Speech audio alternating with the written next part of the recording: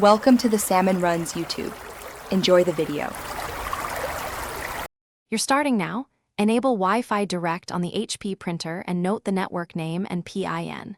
On your Windows PC, make sure Wi-Fi is turned on and you are near the printer.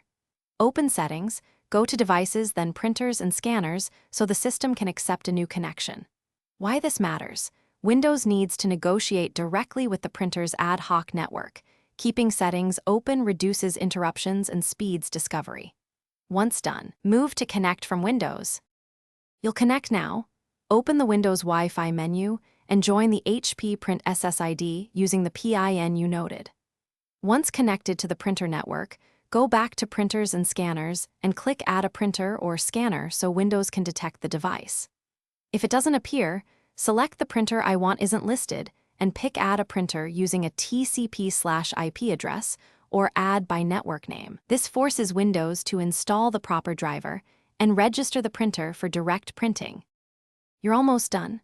Choose the HP Wi-Fi Direct printer in any program's print dialog and send a test page to verify.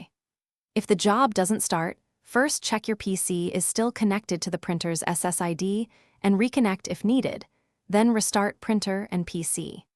Make sure Windows Firewall or antivirus isn't blocking the ad hoc connection and update or reinstall the HP driver. One key troubleshooting tip: reset Wi-Fi Direct on the printer to clear stale sessions if problems persist.